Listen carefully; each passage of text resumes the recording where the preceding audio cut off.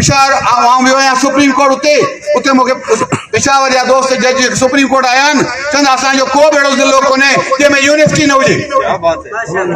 असांजो को बि अहिड़ो घर कोन्हे जंहिंजी नियाणी यूनिवर्सिटी में न पढ़ंदी हुजे।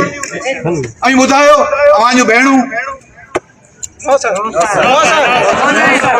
त पोइ पाण जो सुभाणे छा थींदो। ऐं मूंखे केरु चवे त सिंध जा सभु स्कूल अॼु बहितर थी वेंदा तूं ही सभु शयूं छॾे तोखे असीं सॼी उमिरि क़ैद में विझी छॾियूं ऐं मूंखे उहो बि क़बूल आहे।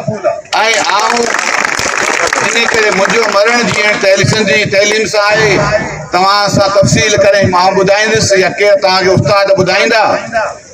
जेतिरा एज़ ए जज हाई कोर्ट जेतिरी मूं महिनत कई एजुकेशन लाइ तव्हांजे 9th 10th सिलेबसनि खां वठी ऐं जेतिरी मूंखे अॼु तइलीम जी ख़बर आहे सिंध जी ऐं मसइलनि जी ऐं एकेडमिक साइड ऐं बिल्डिंग या मसइला ॿिया शायदि ई कंहिं एजुकेशन जे चङे मोतबर ऑफिसर या ज़िम्मेदार खे ख़बर हुजे जेतिरो मूंखे ख़बर आहे। आउं इहो क्लेम थो कयां आउं हवा में रहां थो।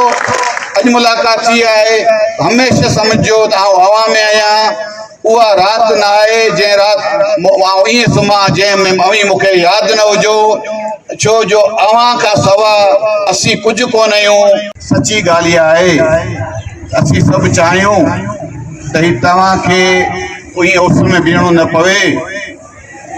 असीं सभु चाहियूं त असांजो स्कूल एयर कंडीशन स्कूल्स हुजनि पर सची ॻाल्हि इहा आहे असां अलाए कहिड़ा सबब आहिनि असां पंहिंजो हक़ अदा न कयो आहे।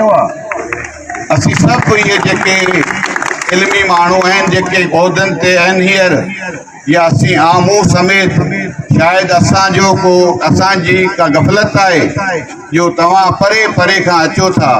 अधु ॿार मजबूरन वञणु चाहिनि था उन्हनि जा ॻोठ परे आहिनि वेझा स्कूल कोन्हनि ॿारनि खे बसुनि जो ट्रांसपोर्ट जो सिस्टम कोन्हे तव्हांजे घरां एजुकेशन लाइ फ्री में ट्रांसपोर्ट मिले ऐं बस तव्हांखे खणी अचे ऐं वरी छॾे अचे तव्हांखे हिकिड़ो बहितरीन माहौल हुजे। छो जो हाई कोर्ट BSc जेका तव्हांजी हुई जेका मूं कई उहा कूड़ी हुई तव्हांखे ख़बर आहे। सिंध खे 40 साल सिंध जे ॿारनि सां धोखो थियो आहे फ्रॉड थियो आहे ॾोह थियो आहे। आउं बि हुन में शामिल आहियां। आउं LLB करे हेॾी MA करे हेॾी LLM करे हेॾी मूं चयो लंडन में ॿार कजां ॿार करणु वियुसि त उन्हनि चयो तो सभु कुझु ठीकु कयो आहे पर तुंहिंजी जेका इहा BA ऐं BSc डिग्री आहे इहा 2 साल जी त थींदी कोन्हे दुनिया में किथे बि। डिग्री बैचलर 4 साल जी थींदी आहे। सिंध में 300 खां 400 डिग्री कॉलेजिस आहिनि किथे बि डिग्री 4 सालनि जी कोन्हे। हाणे मुंहिंजी राति ॾींहुं महिनत करण खां पोइ ऐं जेके ऑफिसर हुननि जी महिरबानी ज़िम्मेदारनि जी महिरबानी राति ॾींहुं महिनत खां पोइ राति ॾींहुं तव्हां तसवर कोन था करे सघो जंहिंमें चवनि था शायदि तोखे अॼु घर मोकिलींदासीं नौकिरी भई ज़िंदगी जी मूंखे ख़बर कोन्हे।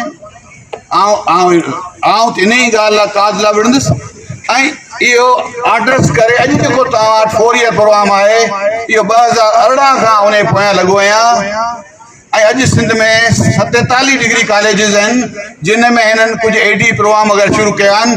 तव्हांजी BSc डिग्री कॉलेजनि में तव्हांजी BA अॼु खां 60 सालनि खां इहो फ्रॉड सिंध में हलंदो आयो ऐं उहो फ्रॉड मूं पकड़ियो जज जी हैसियत जज बि आहियां एॾो आउं रुनू आहियां एॾो आउं विड़ियो आहियां। तव्हांजो सेफ छा हो 92 में तव्हांजो सेफ आया 92 खां वठी 2016 ताईं ड्रामो हो 2016 में केस मोट लॻो उन खां पोइ सेफ जा 200 हाई स्कूल आहिनि। तव्हां डिग्री कॉलेज के तालके में कोन हो मूंखे ख़बर पई मूं कोशिशि कई अॼु 80 डिग्री कॉलेजिस ठहिया महिरबानी उन्हनि जी जेके मौजूद आहिनि जेके माण्हू जेके ज़िम्मेदार हुआ पर ये हाई कोर्ट तव्हांखे 80 डिग्री कॉलेज ॾिना इहा कूड़ी BSc कूड़ी BA हाई कोर्ट बंदि कराई इहा जेका 4 ईयर प्रोग्राम आहे इहा 400 कॉलेज 4 ईयर प्रोग्राम शुरू थियणु खपे। First year inter higher secondary में पढ़ाई थियणु खपे। हिते असांजो HM बि वीचारो परेशान थिए थो कि फर्स्ट ईयर इंटर थियो त उहो प्रिंसिपल अची वेंदो। ख़ुदा पंहिंजी पघार पंहिंजे उहिदनि जे चकर में न पओ। इन ॿारनि सां खिलवाड़ न करियो, इन ॿारनि सां मज़ाक न करियो, सिंधी तइलीम सां मज़ाक न करियो। आउं कोर्ट जे ऑर्डरनि जूं ॻाल्हियूं कोन थो करियां पियो। कोर्ट जे ऑर्डरनि जूं ॻाल्हियूं करियां पियो, सभई ऑर्डरनि जूं ॻाल्हियूं करियां पियो। का अदा सियासी ॻाल्हि कोन थो करियां। सभई कोर्ट जे ऑर्डरनि जूं ॻाल्हियूं करियां पियो। राति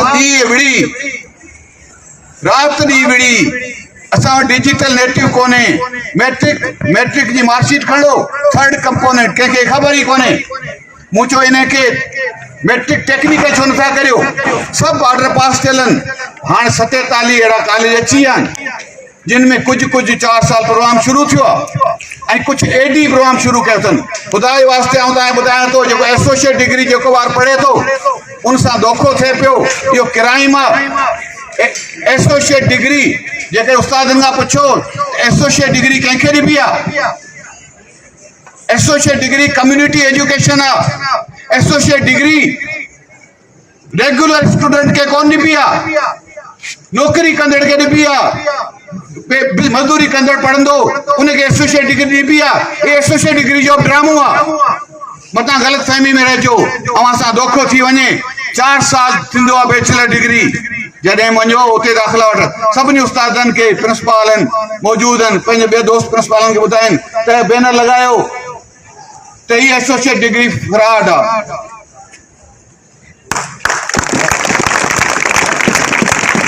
4 साल हर फील्ड में 4 साल ॾियणी आहे। न त डिग्री कॉलेज सभु कुझु आहे। फंड आहिनि, प्रोफेसर हिननि खे तव्हां स्कॉलरशिप ते ॿाहिरि मोकिलियो, थीसिस करणु मोकिलियो, PhD करायो हिननि खां। हेॾो बिल्डिंगूं मौजूदु आहिनि। छा ही यूनिवर्सिटी थी सघे थी? अॼु 4 फैकल्टियूं अची वञनि, ईअं सिंध में 400 यूनिवर्सिटियूं थी सघनि थियूं बग़ैर ख़र्च जे।